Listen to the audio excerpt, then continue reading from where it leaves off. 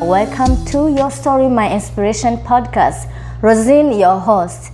We're gonna have fun today because I have another special guest. I'm gonna let him introduce himself.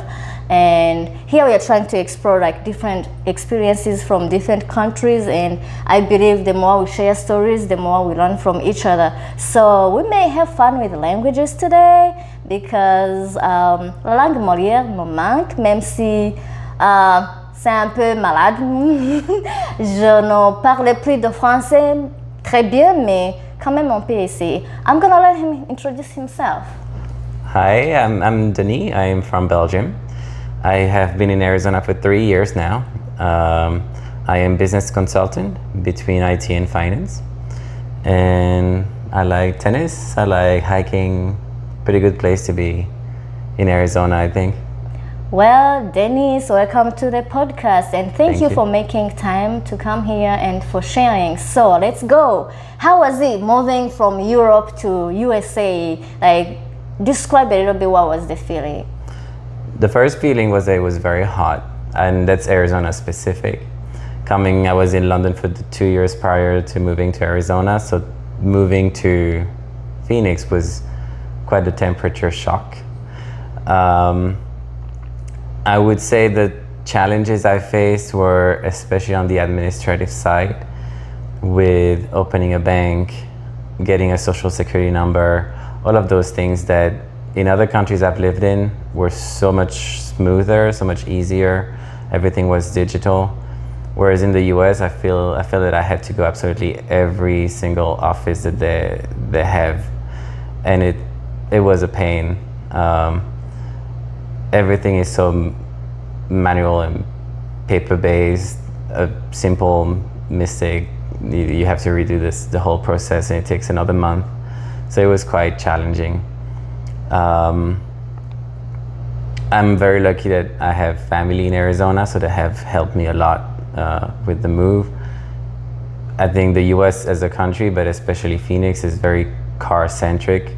So not having a car for the first month and a half was also very challenging. I had to Uber everywhere or ask my cousins to drive me to places. The bus system here is abysmal, so there was really no other option. But I think after the first couple of months, got to an easier, nicer place, and then I really could start enjoying life here. Wow, thank you for that. You just brought up something that I never thought of. Like when they said paperwork, I didn't understand at first. I was like, paperwork? But now that you're mentioning like everything is manual, everything is like you gotta go to Social Security, you gotta go to, like sometimes you don't even know the deadlines, and you know you got caught up, and it's not easy. And of course when you don't have information, when you don't have somebody to, you're lucky that you had family here. Some people come without having anybody to ask, and that makes it like a little bit harder because they don't know where to start.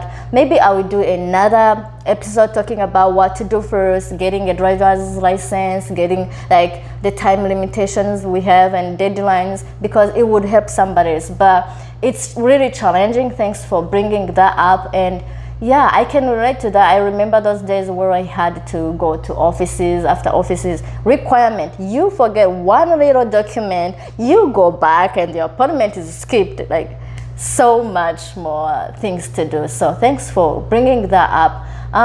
So you are here and you're doing better, and I mean, you adjusted.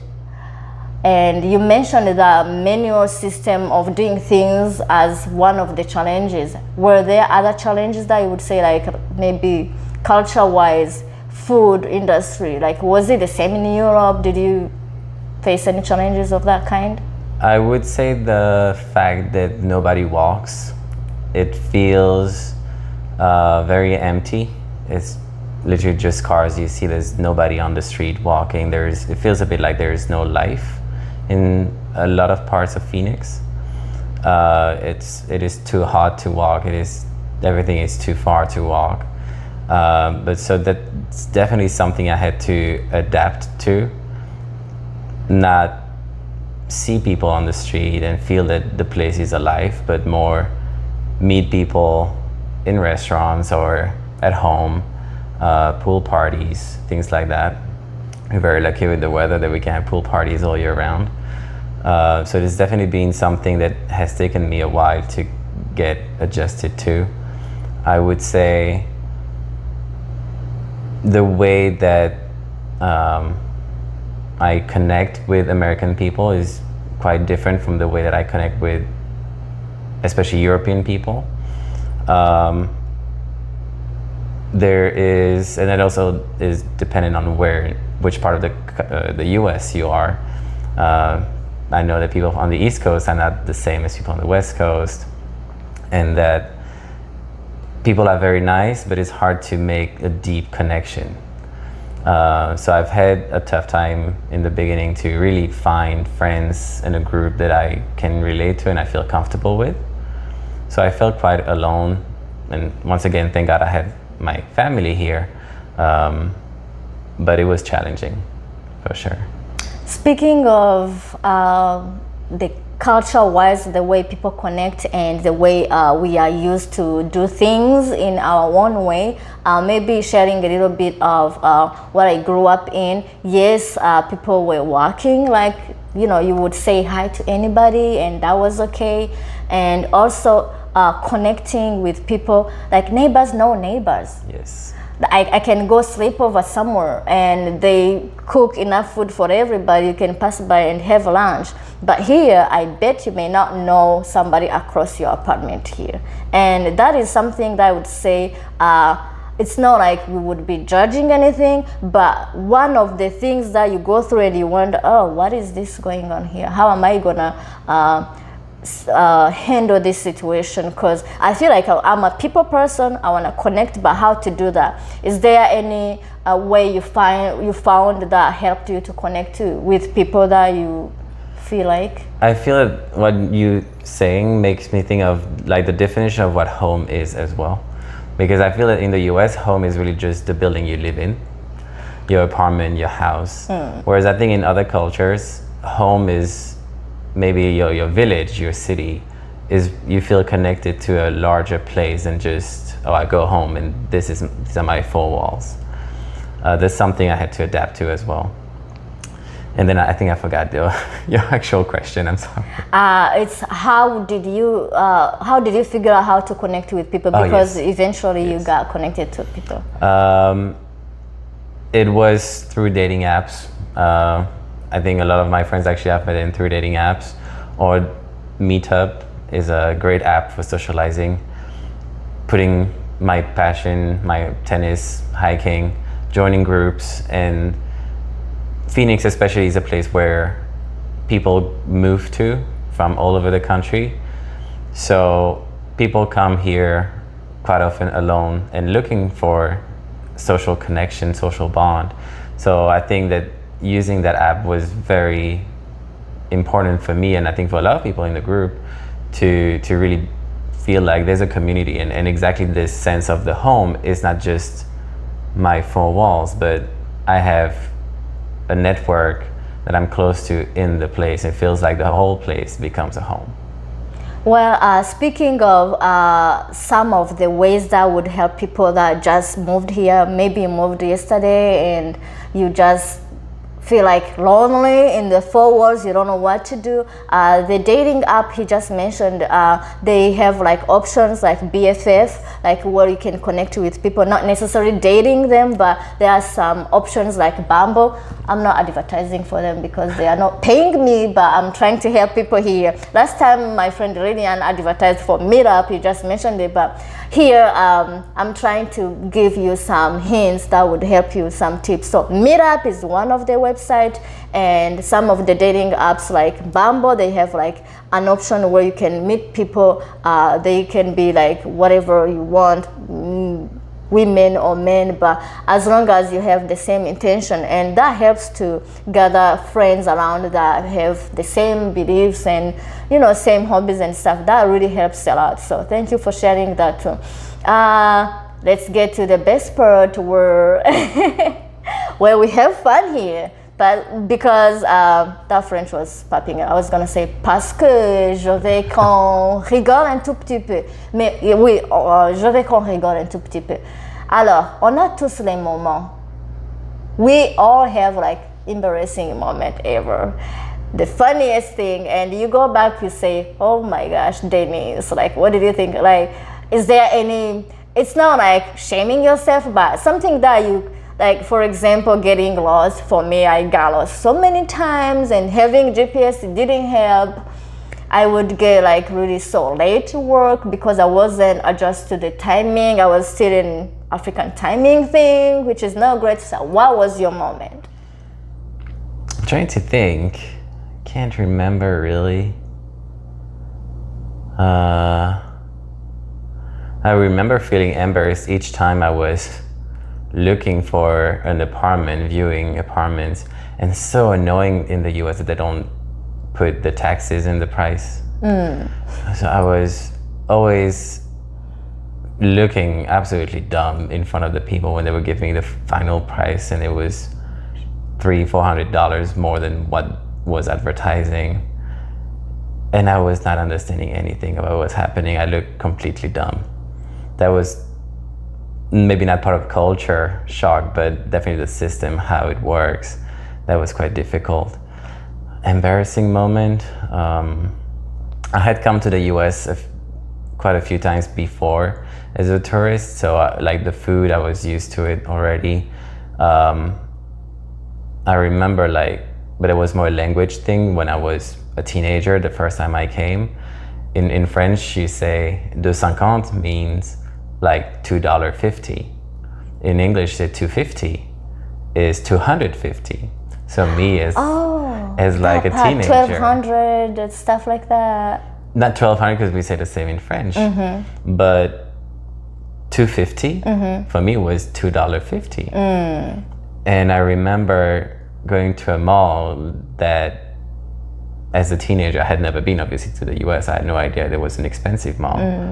And thinking, well, they asked me $2.50. I was like, oh, this is very cheap. So I gave $10 and then look at me like $250. And yeah, I think that was the most embarrassing moment that happened, at least on that first trip. I don't really remember all of the other ones. We all go through stuff like that, and sometimes I just sit down and laugh because that's things happen and we learn, and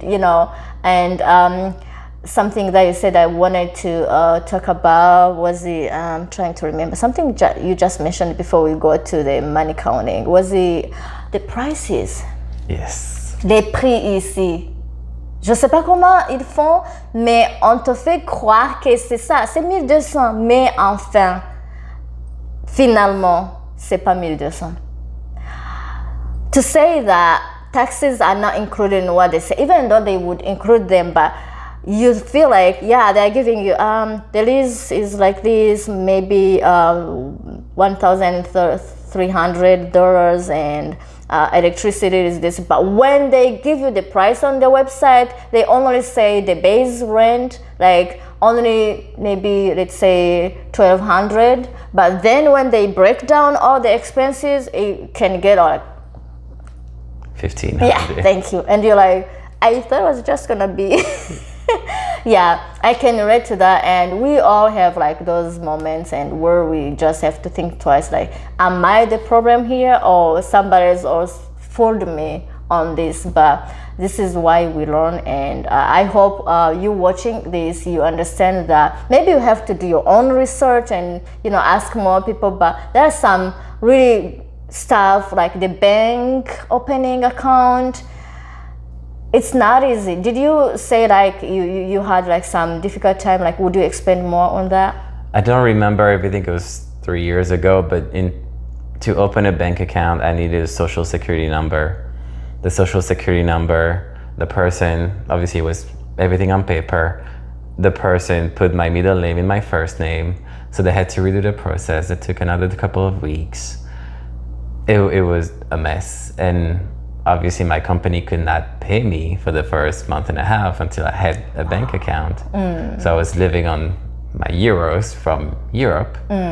So I feel that I've lived in 4 other countries before. I've never had issues like that.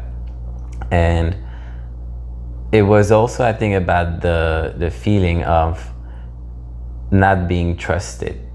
I feel that in other countries I've lived in, all of the administration I had to do, I was being helped by those institutions. Here I feel more that they expect that, oh, I'm not a good person or something. So it was a bit challenging as well too. I think, and that's more on the American culture, is fearing the person we don't know, that I haven't necessarily experienced in other places I've lived. So yeah, that was challenging. I can speak to that in different ways, not even like administrative work, but like you see when you see somebody on the street, they are having problems, but they call 911 before they even approach that person because they don't want to be involved. There's so many things going on, and my stupid heart, seeing somebody in need, I thought I could just approach them, but again, if nobody witnessed like their initial status before you approach them, they would say maybe you have something to do with it. So sometimes you get scared to be nice because you don't know what it involves, and it's better to call 911. Right? Like where I grew up from, you find somebody in need, you approach them before you even do anything else to make sure they are okay. If they need water, but they would just call 911. I see a kid working here, and I don't see any parent. Like it's a little kid, it's difference in cultures, and which I totally get it, but things that we have to navigate and that are not really easy to explain unless you go through that situation to face it. So maybe we're gonna try to wrap up a little bit so we don't go into much details. You gave me an idea. I would probably want to talk to somebody in working in bank field to see if they would give more tips on what to expect, like things like that. I hope I have a promise to talk to somebody, so I hope I can bring more information about opening an account and what to do. Right now, I would say, like, Denise, is there anything that you can tell to somebody who just moved, who have been here maybe for so many months, a year, but they are still struggling with certain things and they don't know what to do? And you being here and doing okay, different from when you came and you had to go through all the struggles, what would be your advice? What is the message would you want to give to somebody? It doesn't matter where they come from. Literally, I come from Africa, I went through stuff. You come from Europe, I talked to somebody who came from China. We all go through challenges. What would be your advice? And it's also very hard. I want to highlight that is that obviously I've always been European. I've never been African or Asian. So I can only imagine that for me, it was even easier than it had been for you or for anybody else who is not European. So that's also something I feel I should stress, that is that I'm very lucky on that. And it was still difficult for me. I would say what helped me the most was to feel connected to people. And it's where meeting friends is, I would say, the most important thing, because sharing that experience, sharing the struggle, people who have gone through the same thing will be able to go with you to the bank and say, like, this needs to be done. And that is absolutely crucial, I think, to have that circle, to feel actually comfortable in the place you live in. The rest, it will fall into place. Bendy. But that is the thing. I think that is the thing that needs the most. Making sure that work. you find friends that understand you and went through maybe similar things, to ensure that, because sometimes we need that person to talk to, and maybe I went through something, but if I go home in my little space and just overthink about it, it's not gonna help. I'm gonna get depressed, which I didn't believe before. I didn't believe in depression. I'm saying it loud. I didn't believe in depression until I moved here. It's easy. There is no way to explain that until you figure out that you are going through something. You don't want to probably wash your dishes, or It's probably another topic, but what I'm saying and echoing what Denny just said, making friends and making sure that they understand you and you can trust them and you talk to each other. So we're gonna wrap up this conversation. Thank you so much for sharing your experience, and yeah, we hope this helps somebody. Thank you much. My pleasure.